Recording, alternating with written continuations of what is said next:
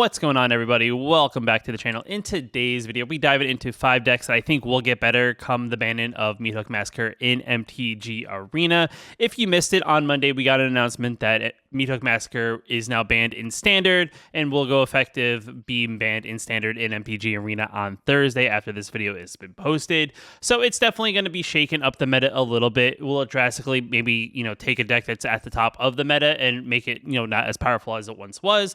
Probably not, but it will at least do enough to the meta that maybe some decks that weren't as playable or as good because of Meathook Massacre now will actually have that chance to maybe perform a little bit better now that there's no way to get rid of things on the battlefield with one fell swoop, especially in the color black. With that out of the way, let's just dive into the decks and let's just start talking about them. Now, I think the obvious thing that gets better come the banning of Meathook Massacre is probably going to be a tokens deck, and the deck I chose was a Selesnya Tokens deck, and I do think this deck is relatively pretty good. The one downside is the fact that Meathook Massacre would come down on the battlefield and all your little tokens that you would have, because they're not relatively ever that big. Maybe they're like a 2/2 or a 3/3, but they're never really anything super massive that you couldn't pay Meathook Massacre for and wipe off the battlefield. It's still susceptible to spot removal, which most decks are, and the deck that would be losing Meathook Massacre like Mono Black still has all those tools in their possession. But I do think the idea here that we are going to be able to get wide on our opponent pretty quickly will definitely help us in that long run. They could still ping off particular creatures, but when we have a big wide battlefield on the battlefield, it will definitely limit them on what they can really deal with, and how much we're going to be able to overwhelm them as the game progresses, as black doesn't really have too many other ways to deal with a bunch of creatures on the battlefield in one fell swoop. We may see mono black decks play things like drag to the bottom or something like that and add in some triomes, but that definitely shakes up how the deck overall works.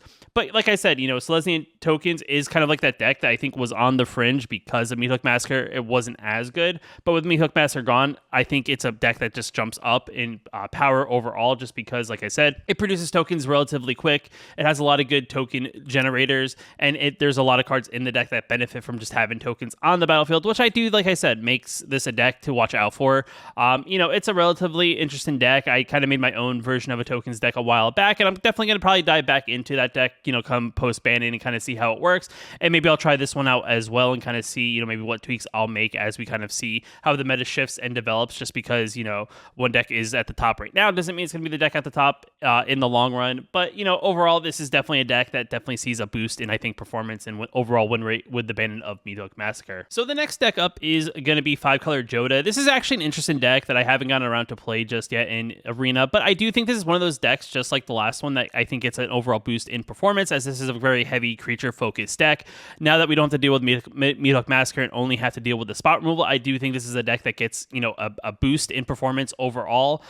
Plays a lot of good cards I do think are definitely very good against the meta. Thalia is definitely a great card, especially against an opponent who's definitely heavily in the removal, as making all that removal cost that one additional. And then once hopefully you get your Jodah out, it definitely helps you boost the overall performance of the deck, just because Jodah then makes the creatures relatively massive, which is definitely another big boost in performance. And the idea here that your opponent can't Meathook Massacre before you really can get a Jodah out is definitely going to be beneficial overall. I do think you'll see a rise probably like in these style of decks that are definitely creature heavy, definitely aggro aggressive decks, just like the last deck. You'll see people trying to get wide and just get really big against your opponent. That's definitely something that Meathook Massacre kind of limited, just because really until you could go off, Meathook Massacre was just kind of one of those key cards that kind of eliminated a lot of your smaller threats. And this is one of those decks that have a lot of small threats, and until we get the Jodah out or get Helena partners out, the deck really doesn't have a lot of big creatures. But it's definitely a deck that's going to get a little boost in performance overall, and it's definitely a deck that I think that performs good now will get better come the banning of Meathook Massacre. So the next deck up on this list is going to be Jund Windgrace, and I actually think this is probably like secretly the best deck in the format, as I do think it does a lot of things that are really, really good. But I do think the one downside to it is that a Meathook Massacre is going to be a deck, or is a card that definitely, hinders what this deck can do. The one downside to like a Soul of Windgrace is it's a card that is, I think, overall very powerful. 4 mana 5/4 that gets a land back from our graveyard to the battlefield to play tapped. If we get something like an Overlook or something like that, we get that battlefield, we get to search our library for our land, put it on the battlefield kind of thing, kind of repeat that, gain a little bit of life. I think the other upside to it is the fact that we can discard a land card for 3 mana and give it indestructible. And the idea that Meathook Massacre existed, it just limited on how powerful indestructible creatures were. And I do think, it really didn't make it worth to ever think about maybe I should hold on to a land to have it just in case I need to have a creature indestructible. So I do think, that is going to be a benefit we're going to see from Meathook Massacre not being in the format. Like I said, there aren't many other threats that would do the same thing as a Meathook Massacre. Maybe Drag to the Bottom is that threat that replaces Meathook Massacre. It's a card that could also replace Meathook Massacre in this deck. As you see, the deck does play 2 copies of Meathook Massacre, so it's definitely going to be kind of interesting to see what a deck like this would do for that, board removal. In that sense, the one, upside of having things like Meathook Massacre, it makes something like a Tenacious Underdog that much better because, we're going to be losing 2 life, but then we're also going to be hitting our opponent for 3 life with a Tenacious Underdog, and then also hitting him for that 1 additional point when Tenacious Underdog gets sacrificed with the Blitz ability. So it's definitely kind of interesting to kind of see how a deck like this is going to perform. I think this deck actually is probably, like I said, the best in the format. Not because of Meathook Massacre, but I actually think because it plays probably the best card in Standard at the moment, and that is Fable of the Mirror Breaker.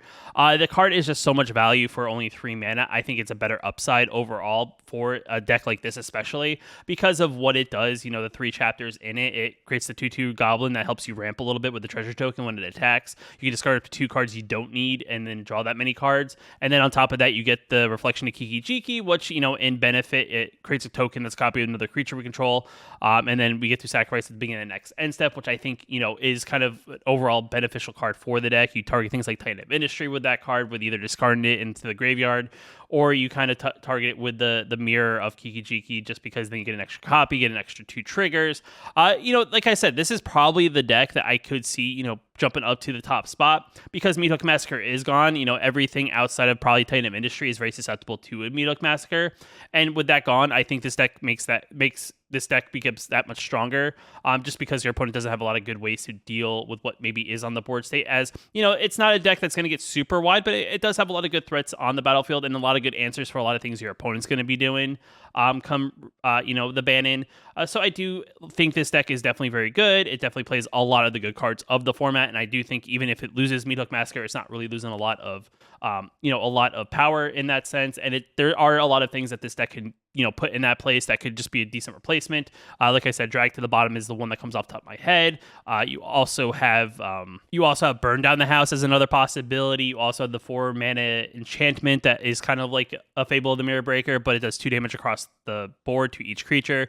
On top of that, it also deals 2 damage to each opponent, and then has kind of like the same ability on the second chapter. You can discard cards, draw that many cards, and the third chapter is I think you get the dragon out of it. So it's definitely going to be kind of interesting to kind of see how a deck shifts with this. But yet again, it's a deck that still gets, even though you think losing Meathook Massacre is going to be a big deal to this deck, I don't think it's really going to hurt the deck that much, as I don't think, Meathook Massacre it was a good card to have in the deck to get rid of a big wide board, but it really wasn't, a card that was needed in order to win the game with this deck. The next deck up on the list is Esper Midrange. This is another deck that was definitely very, creature heavy. It played a lot of the legendary creatures. It's kind of like the 5-color Jodah, but this one we're kind of doing more of the Esper thing. We're just trying to get, a decently set up board. And, the one thing with a creature-heavy deck is Meathook Massacre is just a great way to kind of shake up what's happening on the battlefield. It's a deck that plays, a couple copies or a copy, depending on what list you're using. I don't think, this deck also losing Meathook Massacre is going to be a big deal to it, as there's a lot of powerful things in the cards that we are playing, as legendary cards have like that little bit of extra power compared to like regular standard creatures, even if it's a rare or mythic. This deck definitely, doesn't lose a step. If anything, it gains that step because it will allow us to set up our battlefield. Because that was the only one downside to this deck, is the fact that our opponent could kind of wipe our battlefield out with a Meathook Massacre before we really get going. It is still susceptible because it's a creature heavy deck to spot removal, but spot removal doesn't get rid of constant pressure and things like that. And it does have a lot of things to help us get things back from our graveyard into our hand and then back onto the battlefield, with the channel and lands and ways to get the channel lands back into our hand. Definitely makes it very good. It definitely plays a lot of powerful things. Just overall plays a lot of good cards in the format, in the Esper colors. Yet again, if we need something to maybe add into the deck to kind of fill that space of a Meathook Massacre, you have a lot of options here. You can play things like depopulate if you wanted to do something like that. You could also play drag to the bottom because you have the 3 colors. There's definitely some possibilities. So it's definitely gonna be one of those things like, what is that one board removal, or just in general, do you just get rid of the board removal in general? And does this deck really need it? As I do think it does a lot of, has a lot of good cards in it to kind of maybe, protect itself from your opponent's spells in general, and definitely just get a lot of pressure on the battlefield in general. So this is definitely another deck that I do like overall, that I do think gets better. Like I said, it just depends on what version you're playing, but I think they're all definitely good options and solid options in the current meta, and definitely get better post the banning of Meathook Massacre. And the last deck up here on the list of the 5 decks that get, better post banning of Meathook Massacre is going to be Mono White Aggro. This is a deck that I think, is very good. It plays a lot of good spells. The problem with the deck that I think it struggles from is that it doesn't play a lot of big creatures, if that makes sense. It plays a lot of, creatures that are relatively cheap. You get the battlefield relatively wide. But a card like Meathook Massacre, this deck definitely struggles against, just because, the biggest creature we have has 4 power. And the other creatures we have in the deck are relatively low toughness. So if you're putting, Meathook Massacres for 2, Meathook Massacres for 1, even 3, it definitely wipes out what we're trying to do overall. Another card that gets better in this deck, kind of like Windgrace, is going to be the Guardian of Benelia. This is a card that I think, I saw and I thought it was going to be really good. It having the ability to give it indestructible, I think it's a lot better now because, Meathook Massacre doesn't get around that, and it definitely has a lot of good protection.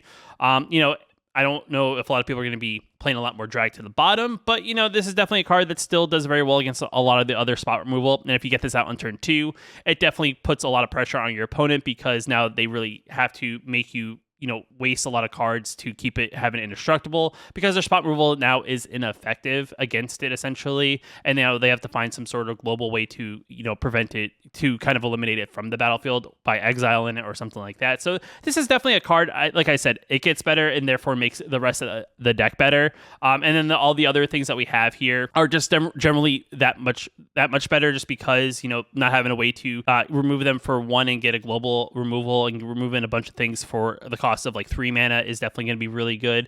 And this is a deck that I think was relatively high in performing in the meta, and I think it kind of jumps back up to be in higher performing. And I do think, the one trend, as you kind of see here, a lot of these more mid-rangey or aggro decks that I kind of showed, I think get better in the current meta, just because of Meathook Massacre being eliminated. Your opponents are going to have to find other answers, but the other answers aren't going to be as good. So, and that's kind of like my idea of why I went the way I went with when it came to picking out decks that I kind of saw were already doing pretty well in the meta, but I do think these decks will just get that much better overall. But let me know in the comments below, is there a deck that you think will get better? I think there are some decks that are kind of on that fringe.